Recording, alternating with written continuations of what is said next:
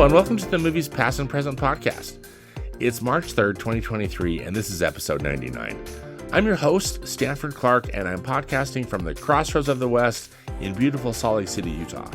Just like my blog, moviespastandpresent.com, I'll be providing recommendations, commentary, and reviews about current and classic cinema. Thanks for tuning in, and let's do this thing.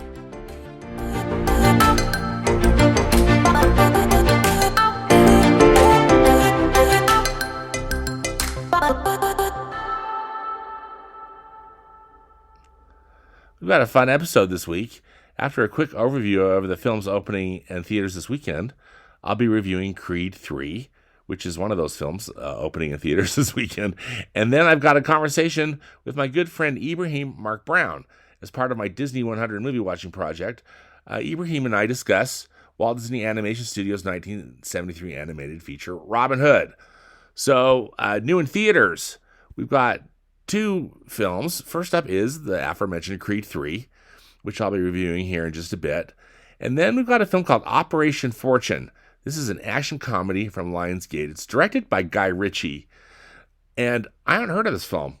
When I was doing research about what films are opening up today, I haven't seen a poster or a preview for it. So I'll post the trailer and the podcast notes on my blog in case you haven't seen it. You can also, of course, just find it on YouTube. But Jason Statham plays a super spy named Orson Fortune, and he must track down and stop the sale of a deadly new weapons technology wielded by a billionaire arms broker who's played by Hugh Grant. Orson Fortune is reluctantly teamed with some of the world's best operatives, and they're played by Aubrey Plaza, Cary Elwes, Bugsy Malone. And so Fortune and his crew also recruit Hollywood's biggest movie star, who's, the character name is Danny Francesco. He's played by Josh Hartnett, to help them on their globe-trotting undercover mission to save the world. Supposedly, if I'm not mistaken, according to the preview, that Danny Francesco is this arms dealer's favorite movie star. So it's got a pretty fun cast. Guy Ritchie's styling and violent direction, most likely. The Motion Picture Association rates Operation Fortune, it's just rated R, for language and violence, and again, no surprise given that it's from Guy Ritchie. So we'll see. I guess the jury's out on Operation Fortune if it's any good.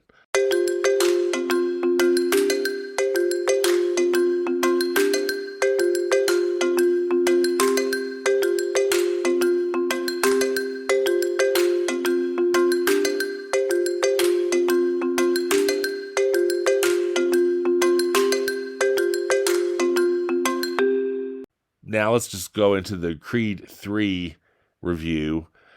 Creed 3 is of course, a boxing film.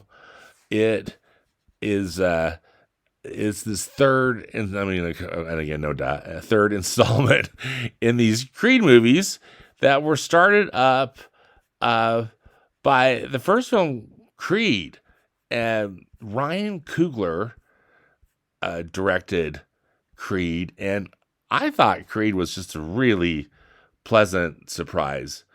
It's, as you may recall, a spin-off of the Rocky films, but to me it just felt like just actually another Rocky film, but a really human, interesting one. Adonis Creed who's played by Michael B. Jordan, is a forgotten son of Apollo Creed, who was played by Carl Weathers in the original Rocky movies, and he's got anger issues and whatnot over his past. Those get resurfaced again in a big way in Creed 3. We learn a backstory that's been created for Adonis that as he was a struggling youth, his best friend was a guy named Damian Anderson, or they just called him Dame. In Creed 3, he's played by Jonathan Majors, and they both had boxing aspirations, but after uh, they were out carousing one night when they were youth teenagers, and after an unfortunate event, um, Dame goes to prison, and Adonis Creed doesn't, and so uh, Damien's got big issues going on when he finally gets out of prison, and anyway, I'll keep this spoiler free, but as you can see from the trailers, um, that Adonis Creed and Dame have a huge boxing match. They've got a big fight, and it's where they really kind of fight out the battle over the demons of their past and their kind of bitter feelings towards each other. I think so. This film was directed by Michael B. Jordan. Ryan Coogler was involved. He was a producer and also credited as a writer, along with his brother Keenan Coogler, and Zach Balin also gets a writing credit.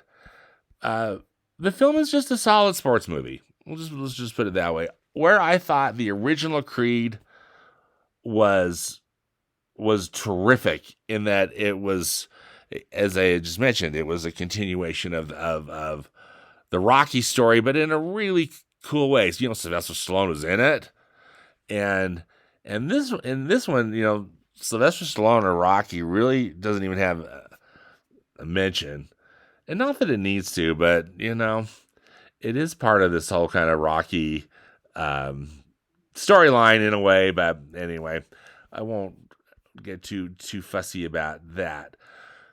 I think that Michael B. Jordan did a credible job of directing the film. The acting is terrific. Michael B. Jordan's a good actor. Jonathan Majors is really menacing, really good in this role, and so that part is interesting. They I thought that the fight scenes, they're touted, and I'll talk about it in a minute about the movie theater that I saw this in. I know I've seen ads that this is optimized for IMAX and get ready for some really dynamic fight scenes. And I think that some of these were, some of the shots, etc., were influenced by Japanese anime and some other things. But I got to tell you, I wasn't really wowed by any of the cinematography in this film. I remember in the original Creed that Ryan Coogler's camera was something cool, and the way, particularly, he moved the camera around the boxing ring, it was electric. For me, I didn't get any of that. Now, part of the reason could be that. So I saw it at a megaplex theater, which is just a movie chain in the state of Utah. They run a quality operation, and I like Megaplex, but my big beef with Megaplex, and some of it again could be me, but I always think that they don't have their projection brightness turned up enough. The movies are always dull looking, and just as far as just because they're low light, they don't have projection. I go see a film at Cinemark, which is also another big, of course, it's a big national chain, but they've got a lot of theaters in Utah, and including one close to my house. Their projection is always just bright and crisp and fantastic, no matter the size of the theater. You could be in one of their biggest theaters or one of their little itty bitty ones that are like a living room, but the projection always looks fantastic. And that, again, was just really bugging me last night, because a lot of this film, it takes place at night, and or just in dark rooms, and it really bugged me. And during the boxing match too, it's not just super bright. One thing that was fun about this boxing match, at least they set it up, it was like the Battle of Los Angeles, and it took place in Dodger Stadium. I wonder, I don't know how much was actually filmed in Dodger Stadium, maybe some of the interiors. I wonder, it seemed to me that the exteriors were most likely all CGI, just given the complexity of trying to do that kind of a shoot there, and the expense, etc. And, again, it looked okay, but it was just so dim. It really bugged me. So again, I don't know how much to blame the filmmakers and how much to blame Megaplex for a less than stellar movie going experience. I'd give Creed 3 out of 5 stars. Again, solid sports movie. Didn't think it was anything overly special. And again, not nearly up to the quality that the original Creed was.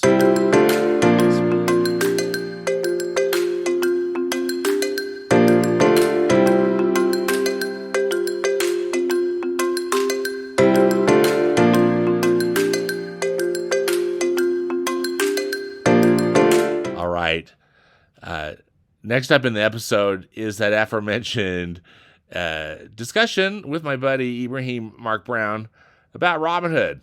Robin Hood is a film that he and I both like a lot. I thought it would be fun to have him on the show and get his perspective on why this is a film that he enjoys. I know this is not necessarily the best film out of Disney animation. I think for probably for many of us, it was a childhood favorite. So there's a lot of sentimental value to it.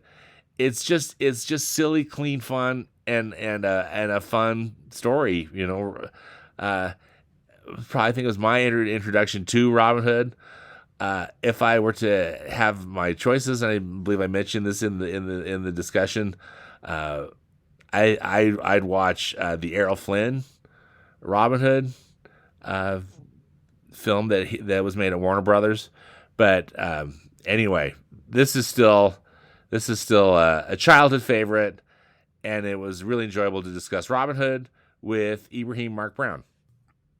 All right, I'm fortunate today to get to be talking with my good friend Ibraheem. Hi, Ibraheem. Hey, Sanford, can you hear me all right? Yes, I can hear you great. Can you hear me all right? Awesome. I hear you perfectly.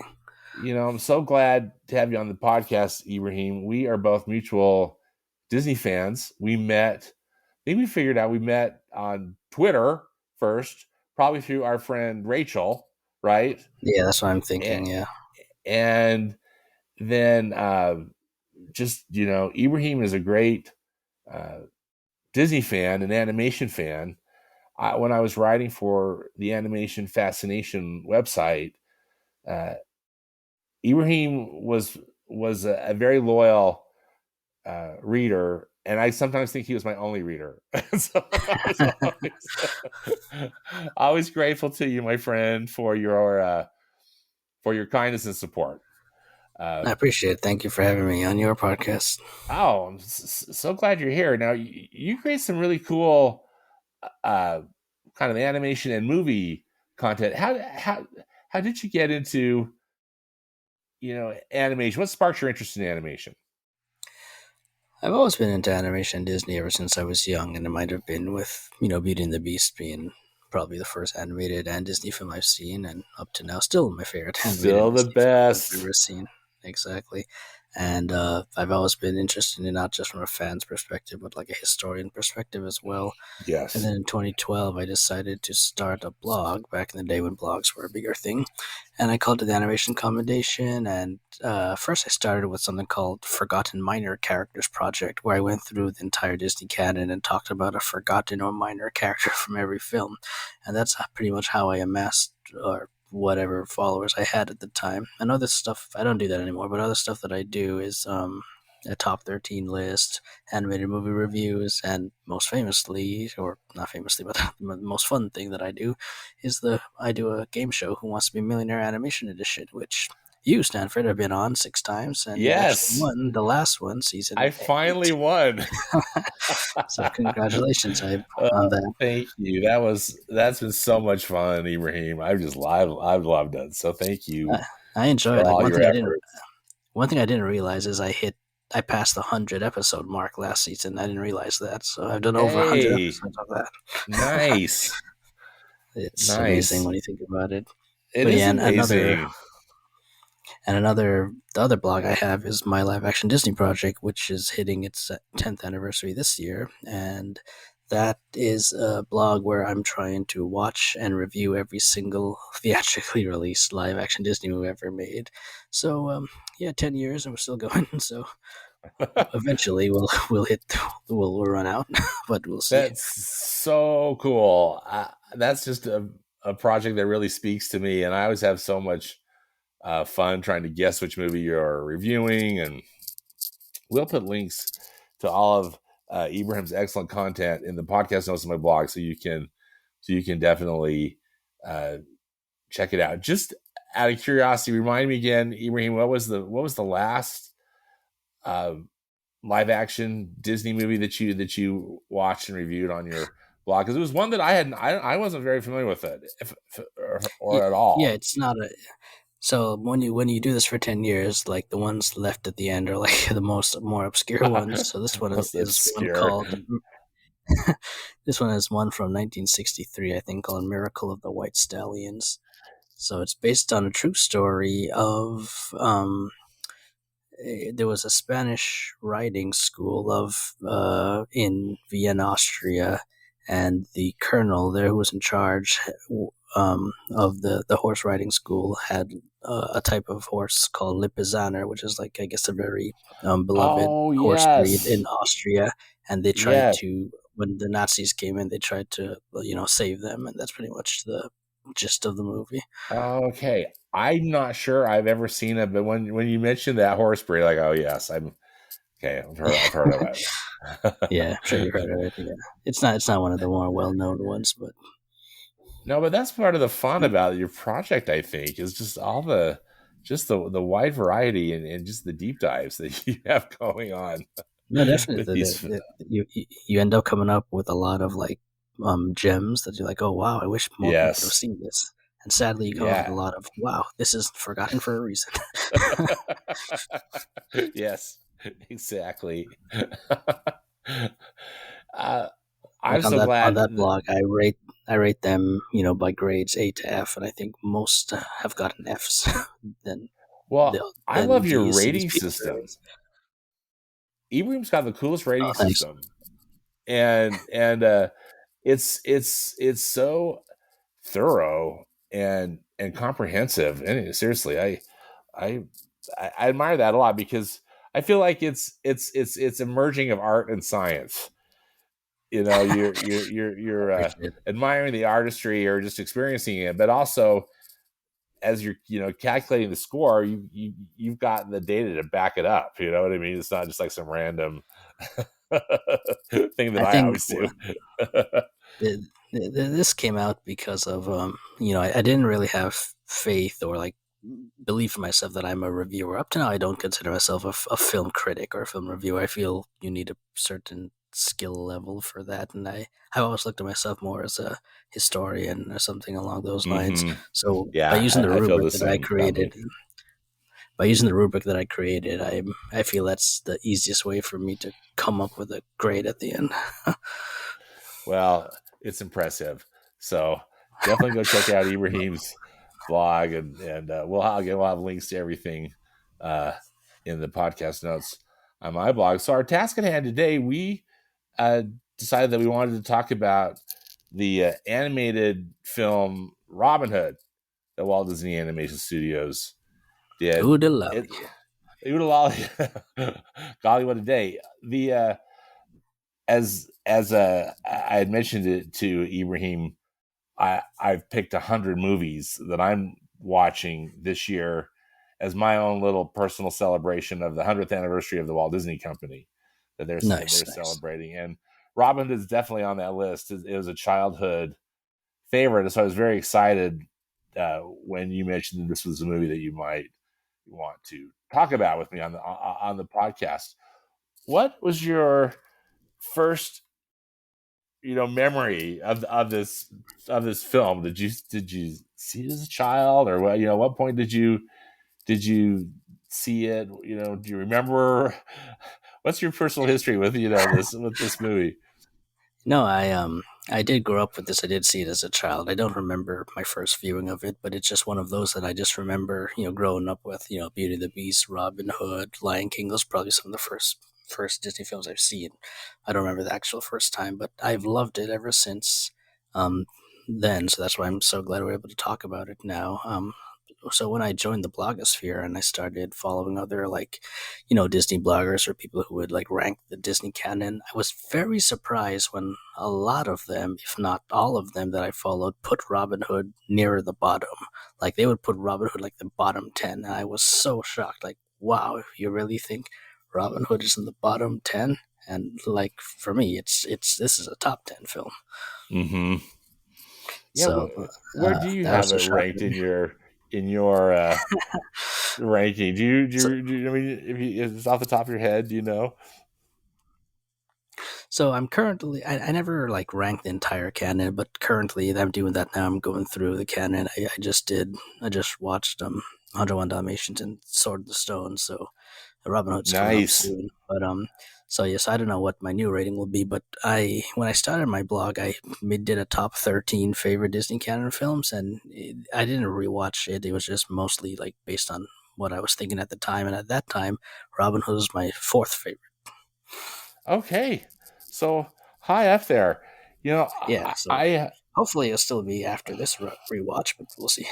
yeah, exactly. Well, seeing it with different eyes and a different point of life, right, and all that stuff can definitely change. But still, though, it's a film that I know you and I both like. I don't have it in my top 10. It's kind of more in the middle for me, but Okay, it's definitely not on my bottom. At the bottom, bottom 10, yeah.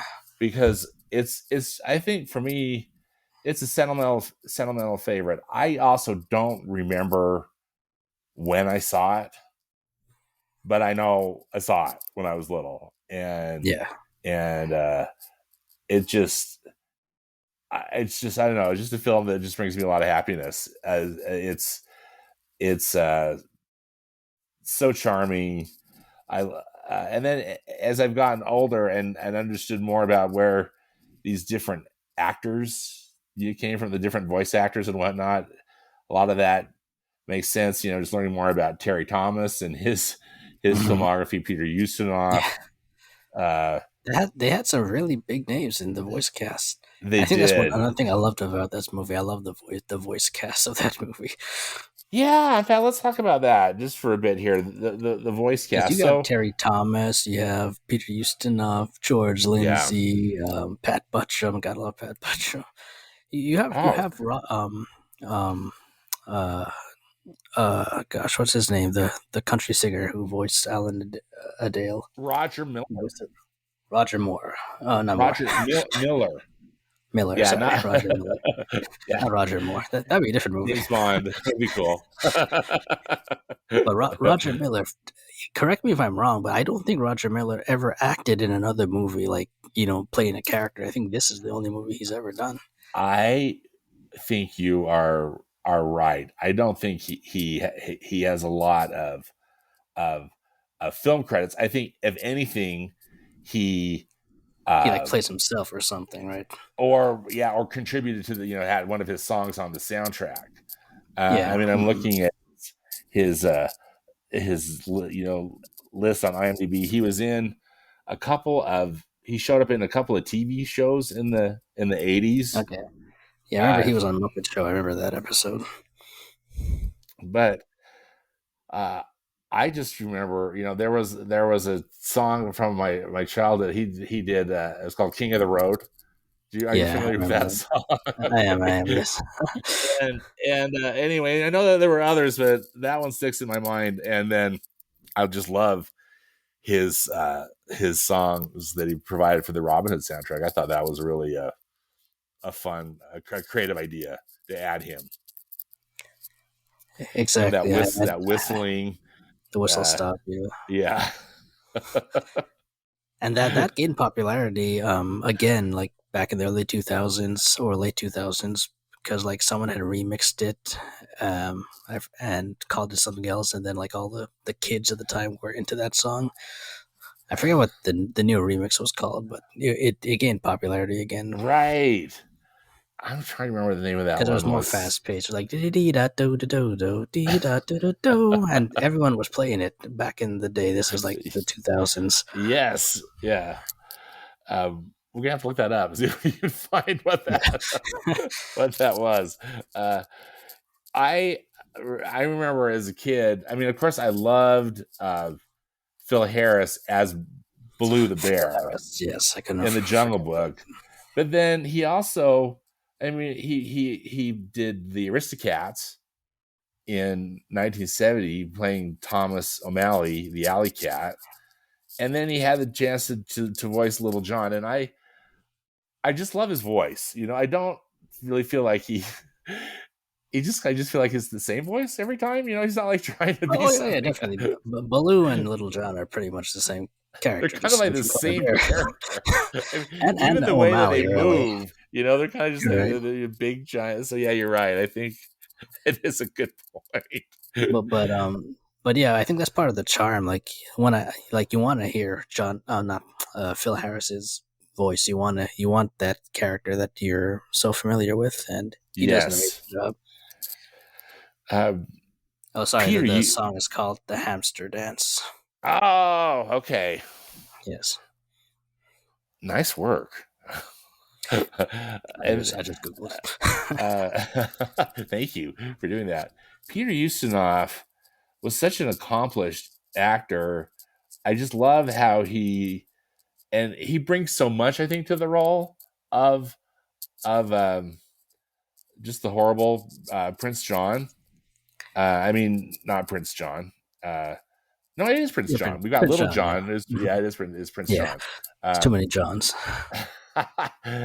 he, what do you think of Peter Ustinov's work in this film? Oh, and he's amazing. This is one of those, like there are a couple of performances in Disney in the animated Disney canon that I would love to see, like all the video footage of them recording these lines. So he's one of them. Like Yeah. I would also love to see Vincent Price doing Rat again, or all of Robin Williams Oh, doing Genie or whatever. But yeah, same here. I'd Wouldn't love to that see Peter be? Ustinov's correct Yeah, full recording of this. I would And too. and this wasn't Ustinov's first Disney film because he was in because of my blog. I know this. He was in a couple of other live action Disney films too, like Blackbeard's Ghost and Yeah, uh, One of Our Dinosaurs is Missing, and so he's not a stranger to Disney. right. You know, when did one of our dinosaurs is missing again? Was that in the 60s? That was the '70s, so that might have Oh, been that was the after this. I 70s. can't Okay, so it remember. might have been after. But I Uh, know Blackbeard's Ghost was the '60s. yeah, Black Ghost was like Mhm. 68 or 69, if I'm not Yeah. mistaken. And I remember liking that one a lot as a kid. And I Mhm. believe that I've added that. I think that's on my Oh, future nice. watch list because it'll be fun to watch that again. But one of our dinosaurs is missing. Wow, that's I know I remember seeing that as a kid. It's been forever. Um, Yeah, I think that. that's one of Oh, go those. ahead. You just don't expect too much with that one. Let's just say that. It's one of those that it's forgotten for a reason. Yeah, but um, I mean, I know it's totally off point, but one cool trivia about that is one of the dinosaur skeletons from that movie appears in, I think, the first Star Wars movie in like the background, like when they're at the desert. So I think that's a cool connection. I oh, that think. is cool. Hmm. Maximizing movie props, right? Yeah, Right. Star Wars and a random Disney movie nobody's Yeah, ever seen. Yep. this random Disney movie. um, I and of course, and we'll get to this in a bit here. Sorry, I don't mean to jump all over, but the character animation I think is so good, and really, I think clearly the animators were using the film footage of the recordings because it just seems so much. These actors. I think that's really evident in Sir Hiss. The Terry Terry Thomas. I was going to say Thomas that. Yeah. voices. That just seems to me an animated embodiment of Terry Thomas. Pretty much because like even the space in his teeth, that's where they put the forked Oh tongue yeah, to come out. yeah. And they just took such advantage of that. I really love that, and I think Terry Thomas is so funny. I love him in It's a Mad, Mad, Mad, Mad World. Have you seen Yeah, that? I've seen that. Yeah, I've seen that, and I've seen those magnificent men in their flying machines or whatever Oh it's called. I think yes, those. yeah. Yeah, I think those are the only two movies I've seen with him. Besides his. Okay. What's interesting to me, Ibrahim, and I want to get your opinion on it. Brian Bedford, who's the voice of Robin Hood, is the one actor that I honestly could never place. I mean, I've probably seen stuff that he's been in, but I don't think um, I. I mean, I could be wrong, but I feel it was more of a stage. Like he was more popular being a stage actor than a film actor. Like the only other thing I know he was in was the, did you ever see the Alan Menken Christmas Carol movie from 2004 with Kelsey Grammer as oh Scrooge? yeah, Yeah, so he was in that as I think Fezziwig. That's the only other thing I know he was in. oh interesting. Okay, well I'm just looking at his filmography, and he he was did quite a bit of TV work. He was in a really interesting film. It was a biopic about Richard Nixon that Oliver Stone directed. Oh, Is from like oh Nixon. 1995, Okay, yeah, I never saw it. and and but again, I couldn't place him in the film. I'd have to rewatch it again and uh, try to pinpoint who he is. But I think his performance is perfect, is spot on as Robin Hood. I thought And it was an actually, excellent casting choice. same. And only today, according to I was reading the Wikipedia page, and it has you know citations, but I can't say how accurate they are. But apparently, Tommy Steele was supposed to be the original voice of Robin Hood, and when they recorded him being Robin Hood, like he couldn't sound heroic enough, so they had to recast him, and their choices were either Brian Bedford or Bernard Fox. So I Oh, didn't know that before. interesting. If that's true, that's very interesting to know. Oh, that is interesting. Two actresses. So Monica Evans, who voices Maid Marian, and then Carol Shelley, who voices Lady Cluck. They, if I'm not mistaken, were those uh, geese from the And the Aristocats, Aristocats, I'm not and sure. then I'm not sure, but I think that they were, and then also, but one of the reasons that I think that they got cast in both of these films, they made a very memorable appearance in the film adaptation of The Odd Couple, The Odd Couple, yeah, I remember them with that. and and I just so checked it out. You're anyway, right. You're right about the geese. They were okay, the geese. thank you for verifying. I uh, figured let me be useful, I guess. oh no, you're great.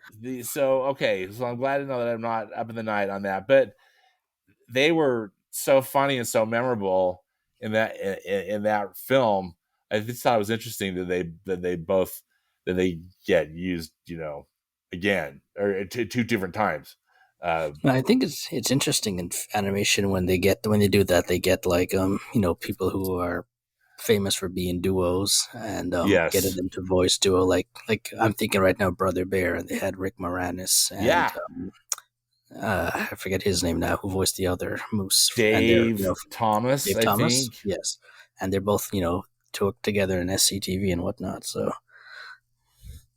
and there's so this outstanding comedic duo, and they they just continued on, with that Mackenzie brothers stuff that they do in that film. Uh, Andy Devine, who voices Friar Tuck, uh, I I just love his voice, and it's just been fun for me same. as I I love it. watch old westerns. Like I watched The Man Who Shot Liberty Valance. I think it was at some point last year.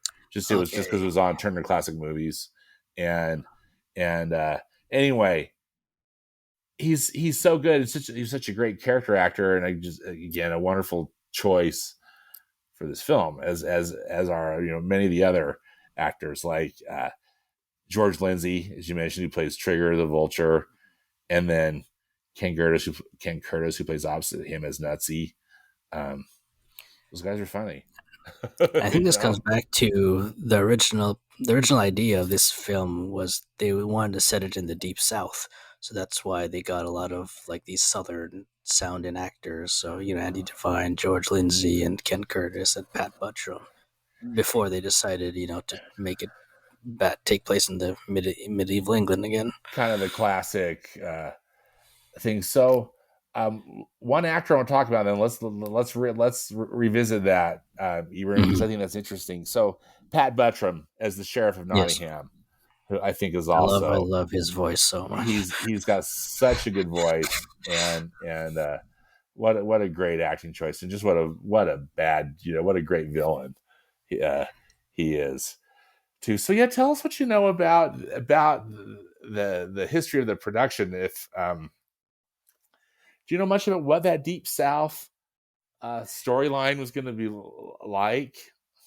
Not really. I just know that it was supposed to be set in the deep south, and that explains a lot of the southern and western actors that they got.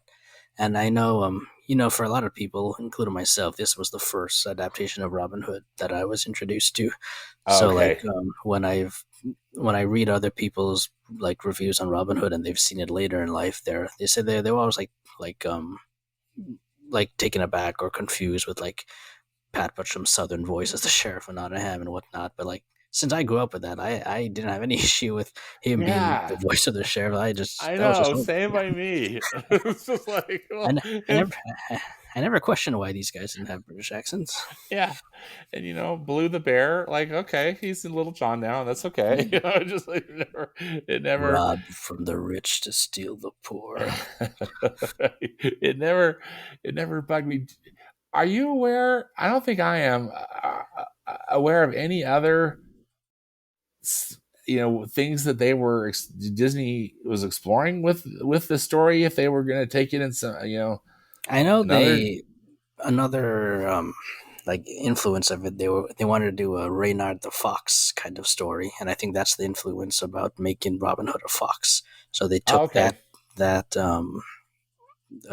facet from that idea and they kept that in this Robin Hood film. Because I guess Reynard I'm not very familiar with it, but I guess in his stories he's not a very good guy. So that's Yeah. why they decided not to make that film. I'm thinking this has got to be the first Robin Hood film that I saw too. Mhm. Although I believe at some point in my childhood, just because my parents, particularly my mother, really loved movies, and particularly classic movies, and I So you saw the probably Errol saw the Errol Flynn, Flynn one, yeah. yeah, which I haven't seen I it yet. have to say is probably still my favorite. Okay. Uh, but don't get me wrong, of course, I love this Disney one. I just feel like that Errol Flynn one really captures the story in such a great way. I Have you there was the seen? Sorry, go ahead. no, please, after you. I was gonna say, have you seen the Disney live action film, The Story of Robin Hood Yes, as Merry Man? I have, from like Okay, 1953 or correct, something. the 50s, something like that. Yeah, But that I like that film too. But it's there's a it's lot of it's a good film. scenes. It is. There's a lot of scenes in that film that you can clearly see that the animated film was taking inspiration from or playing Yes. tribute to from the Robin Hood and Maid Marian in the forest to the Target shootout scene. There's a lot of scenes when I watched that film. I was like, oh, this is from that animated movie. Oh wait, it's the other way around because this was older than the animated movie. Yes. you know, uh, the that 1953 version, I saw it on Turner Classic Movies again. They film critic and historian Leonard Maltin, who I'm a big fan of. Oh yeah. He used to host like a Treasures from the Disney Vault night once Oh a yeah, I remember that. quarter. Good And times. if you remember seeing those, and those were great. And I think that's where I saw that 1953 one the first time, because I don't ever remember seeing that one as a kid. Uh, and I thought it was solid. Like it was really really well made. Although I don't know, there's just something about the Errol Flynn one. I think just I love Olivia de Havilland who's in it, and it's just there's Mhm. just so much. Um, Yeah, I haven't seen that one yet, so I can't say. oh, you know, I think you might want to put that in your queue, my friend. Just you don't have to watch it immediately, but just if if you think about it, I got to add it to the list it's a good after one. you already suggested to me a couple years ago. What was it? The Bandstand, I think it was. I still haven't seen that. Hey, it's all So yeah, good. I got to add it to the list. So one of the things that talking about the voice talent, and we alluded to this a little bit. So I'm a real sucker, and I don't know if it was Robin Hood, Ibrahim, that really formed my opinion about this, but I love anthropomorphic animals. Same. Animated. Anime. I just love it. That they were, wearing clothes and just walking on two legs. Oh yeah. I don't know I what love what it is about it, but that always makes me happy, particularly when Disney does it. I think Disney, uh, does it well. So, what do you think about the character designs of our cast of characters in this movie? I thought they're very. I mean, they're pretty much on the dot. Like how would I imagine a fox standing on his two legs and walking on two legs to move? That's exactly how Robin Hood and Maid Marian move. How would I imagine, Little John as a bear? I would imagine him just like Baloo the bear, except using his hands more, and pretty much that's what he is. I think they did an amazing job portraying these as anthropomorphic, animals. Yeah, And I'm trying to think if Disney has done this in any of the canon besides Zootopia. I think those are the only two I could think of. I think those are the two Well, main I guess ones maybe as the well. Rescuers and Rescuers mean Down Under, kind of. Yeah, the rescuers, because yeah, good point. Yeah. And yeah, maybe there's some others, but Somewhat, those are but the only ones even that then, they're more like real animals. Just right it's not as overt as this film. and wearing clothes. And we're well, Bob Newhart has something on in the Rescuers, I think. Yeah, yeah. Uh, I particularly love, again, just as we already mentioned, that these characters, I think, really were animated to match the vocal performance, and I think they bring in a Oh lot of yeah, visual definitely. cues of again, just like with Prince John and uh, Sir Hiss. Alan Adale, I don't think really looks much like Roger Miller, as I remember him. But That's still, true. it's still he's a cool character, and he walks upright, with his Correct. Yeah, movement. he's the narrator of the story, pretty Yeah, much. yeah, uh, exactly. And this is a musical, and Yes, it has it has. some pretty fun songs. Any insights, or what are your thoughts on the music in this Yes, film? I overly enjoyed the Phony King of England is on my top favorite Disney songs of all time, and I sing that so often. It's a good one. But I like Not in Nottingham. I like Oodalali. The love one is the one that I like. Yeah, as a kid, it kind of bored me, so I never really got I into it. And know that scene even always now, bored. even now, I kind of fast forward that when I'm Yeah, watching it. that that whole segment's a little But the lackluster, but isn't it? the odd thing is that got nominated for an Oscar. So hey, maybe it's me. Go figure. No, I would have. I think I'm with you. The Phony King in England is the one that really sticks with me, and then the Oodalali, Oodalali, the Yeah, opening. Uh, Robin Hood and Little John walking through the yes, forest, jumping yeah. fences, dodging trees, and trying to get away. Yep. Well, and The and songs are very hummable and memorable, and also yeah, we'll probably get to this too. But I feel this film is very quotable. Like I can quote this film every day. There's so I many good know. lines in this There's in this so film. many good lines in this movie. So let's explore that then. The what do you think of the script and the overall story structure of this film? Uh, I think it does a really good job where it is because it doesn't tell like an origin story of Robin Hood, or which like the live action Disney one that we talked about earlier did. That was more of how Robin Hood came to be and how he got his merry men and all that. But this Yeah, story kind of takes place right in the midst of it. Like it starts with Robin Hood and Little John running away from the King's guards in the Oodalali song, and I guess when you think about it plot wise, not much happens besides, the target practice shootout and then eventually getting the Prince John putting taxes on and incarcerating people. But like, I never had a problem with the pacing. I feel this is the story that they wanted to tell, and I think it fits the atmosphere perfectly. Yeah, I'm trying to think of uh, what I also don't know what kind of criticism I, I'd have for it. Maybe it's a little slow moving. Maybe there are a few too many characters, but I know it's some still they're also people. cute. You know, they're also it's still all enjoyable. Yeah, I know some Go ahead. people You, were.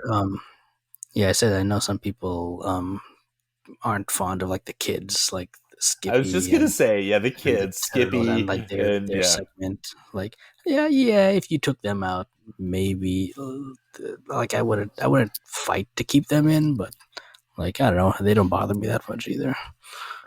I wonder if the filmmakers felt like they needed to bring some kids in to make it more appealing to little kids. Uh, and then they use it as a plot point. I always get frustrated when the baby bunny gets left behind and Robin Hood has to go back and Oh yeah, save her, yeah, and that puts him in great peril. But I guess that's yeah. just a device um, that that can work. I the kids too maybe kind of bug me, but I think that the character designs are so cute. You know those rabbits and then like the little turtle. I mean, they're adorable. You know, Yeah, uh, like so that's how anthropomorphic rabbits and turtles would be, I guess, and so it yes, fits. exactly. And I think And too, actually, again, sorry, but oh Toby no, the you're good. turtle. Did you see the new Chip and Dale movie? Yes. Okay. I don't know if that's excited yes or not, but but Toby, he appears somewhat in like near the ending of that Oh, film. that's right. So I was like, oh You know, look, Toby. I actually got a kick out of that Chip and Dale Rescue Rangers movie. I thought they kind of pushed the limit, and I couldn't Yeah, believe that they got away with it. But I thought it was funny. What did you think of it? You know, as a side note here. it was okay. I think I gave it like a C. It wasn't a bad film, but it was interesting. I'll say that. I Yeah, still don't know how they got the rights to South Park, but I know. I don't know how they got rights to a lot of the stuff that they were including. It was crazy, and then again, that Disney like allowed it. yeah, They let them make fun of them I'm the I'm way. very interested. If this film had gone to theaters, I'm very curious how much it would have made at the box office. Like, would people have Yeah, gone to see it or not? I don't know. yeah. Uh, I think that the third act is pretty exciting. Well, I mean, again, as we talking about the whole Robin and Marion thing, and then with that song, Okay, that's yeah. where that's lull. That's kind of nap time, and then uh, things pick up. That's pretty exciting when they go try to break out everybody from jail, and then also steal all the gold from Prince Actually, John. yeah, because it starts off very quiet when he sets up like the conveyor belt kind of thing and Yeah, puts the bags one by one until the bag breaks. So that climax scene from when the bag breaks and everyone's escaping, I consider that my second favorite animated sequence in the entire Disney canon. I love that scene so much. tell me more why you love it, because I think it's great too. I think it's very exciting. I think It's it, very I think that's what it was as a kid. Like, oh my god, that was so exciting, and it was just it was fast paced, and like they kept putting in like uh not jokes, but like every character was fighting back or escaping in a way that suited the character. Like the Friar Tuck, he saved a couple of kids by using a wheelbarrow to save them.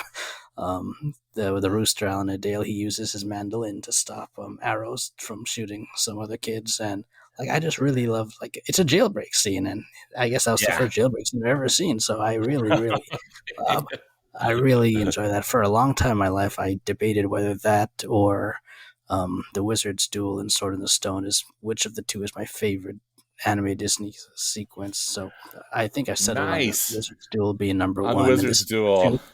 Yeah, That but they're one's both hard to one beat. and two. Yeah, That one is so impressive and so clever.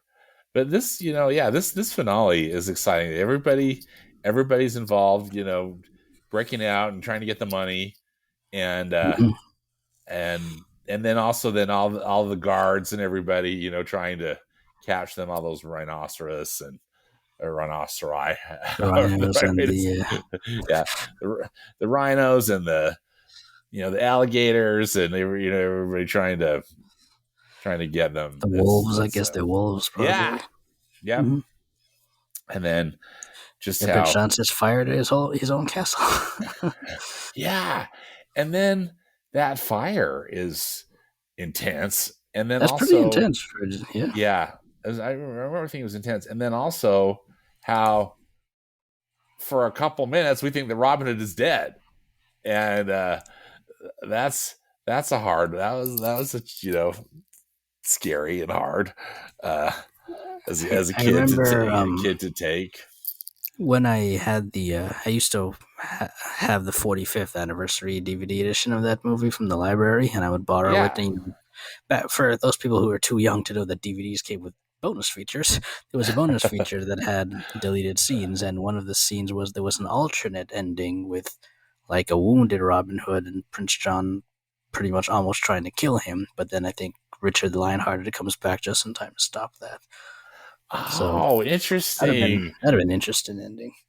How much was it I don't think I've ever seen that, Ibrahim. I How think much it's of more that of was a, it was animated? Was it I think it was just storyboards or storyboarded. Yeah, still how cool?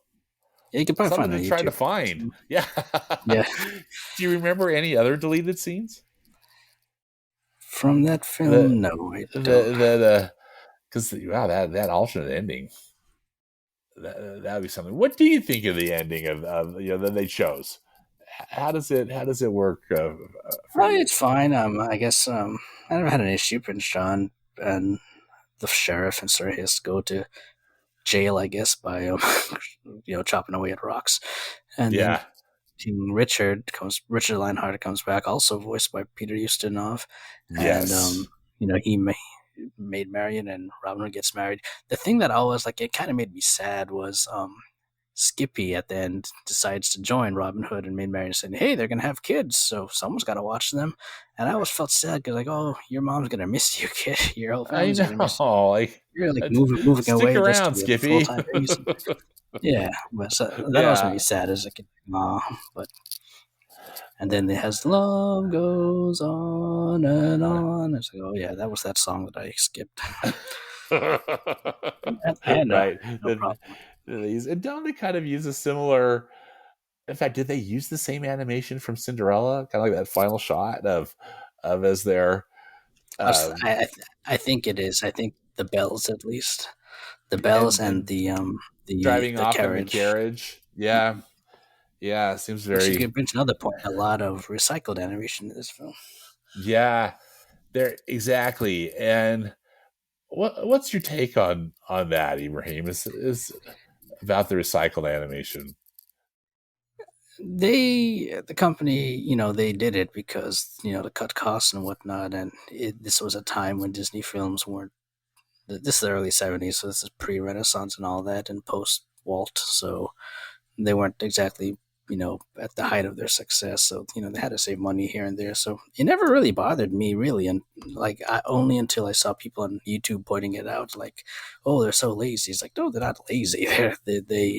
They that was just the best they could do at the time. The most egregious showcasing of this is the phony King of England song, because you could literally see where they take from Jungle Book, where they take from the Aristocats, and where they take from Yeah, Snow White and the Seven Dwarfs. yeah. But even throughout the film, there's like with elephants you could see for Jungle Book and other stuff, but like it never bothered me again. It didn't really bother me either. I mean, I guess it's some people could use it as a nitpick, but just think, they save some money, they save some time. It's not like they were using I mean, they modified it a little bit, right? Maybe not a lot, but they modified it some. At least they have the actual characters, from the film, uh, be the ones moving around. But True, uh, yeah. I mean, the Baloo and Little John are the same design. but Blue and Little John are the same, exactly.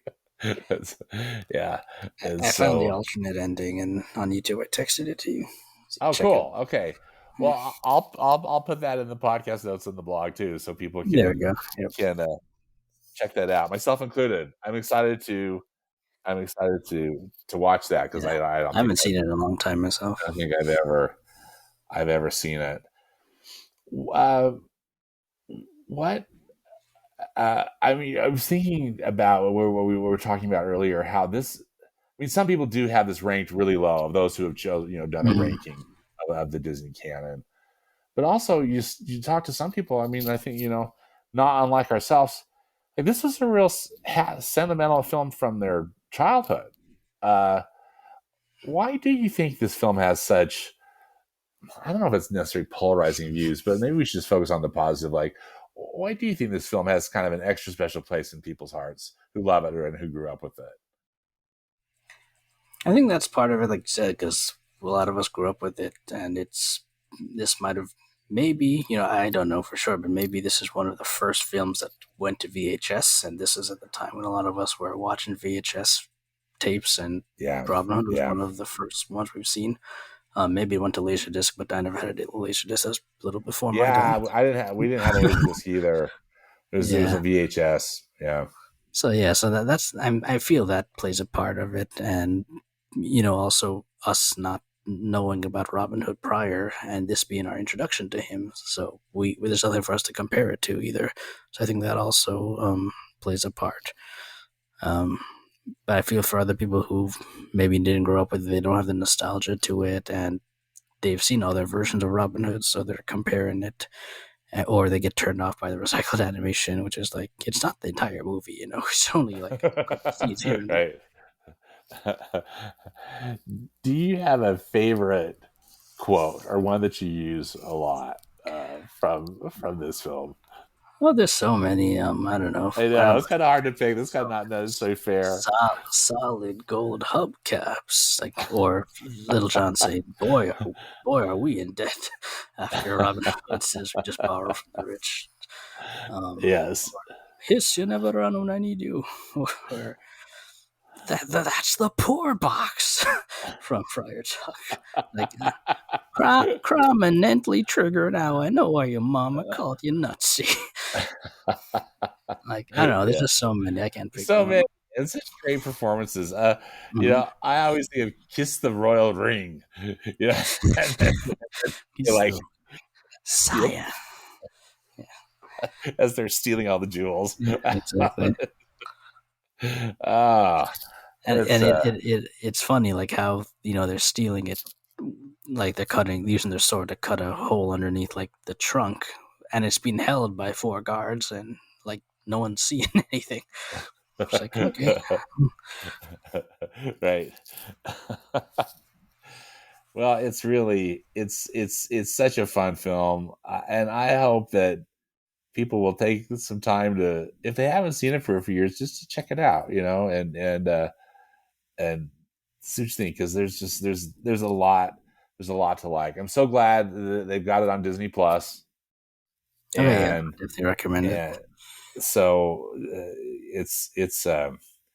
it's really a delightful film. Do you have any final words to share about Robin Hood, Ibrahim?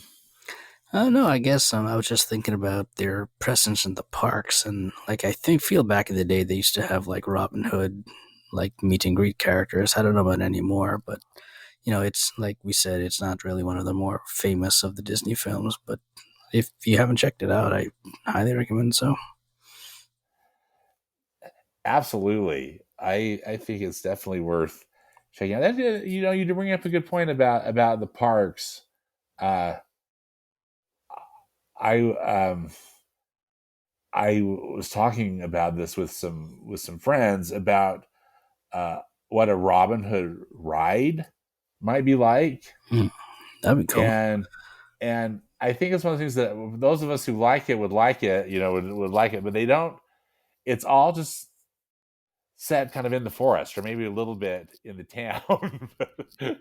It'd be more feel just looking at the fun, anthropomorphic characters rather than like going somewhere, or I feel actually like it would doing have doing to something. be a dark ride, but something Oh, along the lines of absolutely. like Winnie the Pooh, so you can have like higher octane sequences, like when like during the target shootout at the end when everything's going helter skelter. So as the car's moving, you're going back and forth between all these scenes and almost bumping into these animatronics or whatnot, and then even when you get to the ending.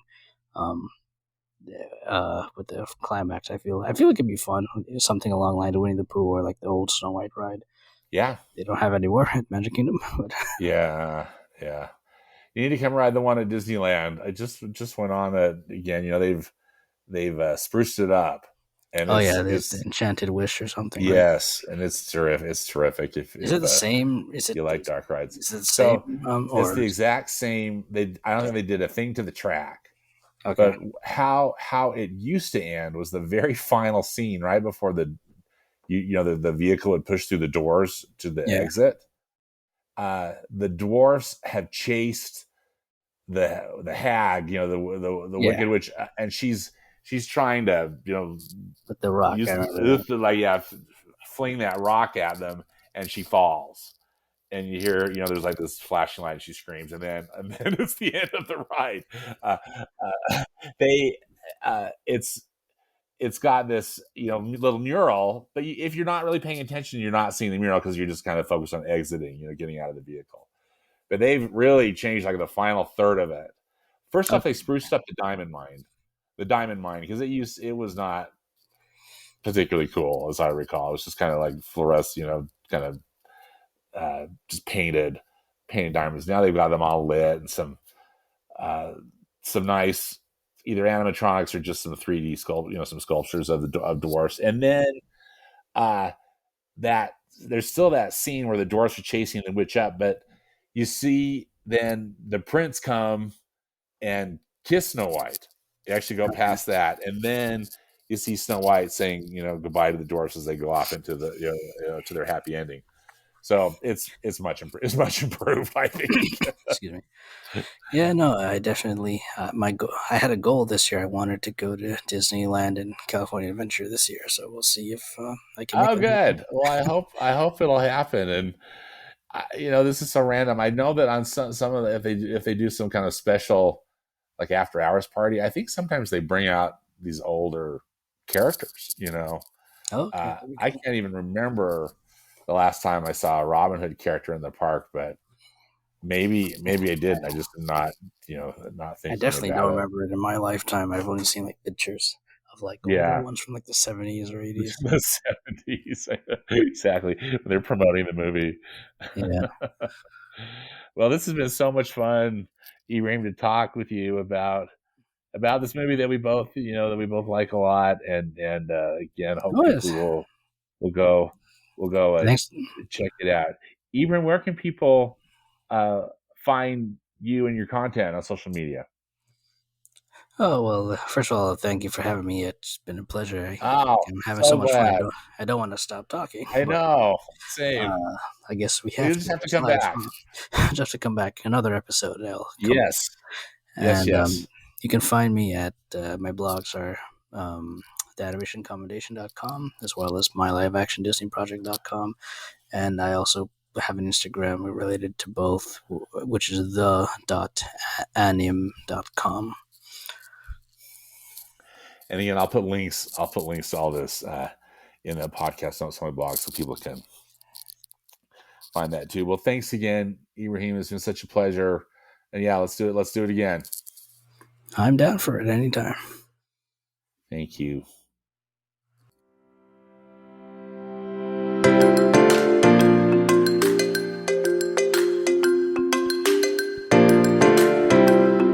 Well, that does it for this episode of the Movies Past and Present podcast. Again, links and more information about the movies discussed in today's podcast can be found in the podcast notes on my blog at moviespastandpresent.com. Subscribe to the podcast on Apple Podcasts, Spotify, Google Podcasts, and Stitcher. Links are also on the blog. And follow me on Instagram. My handle is @moviespap, as in past and present. As always, I hope you will enjoy some good movies this week, whether they be from the past or the present. Thanks again for listening, and until next time, be safe out there and dedicate yourself to the truth.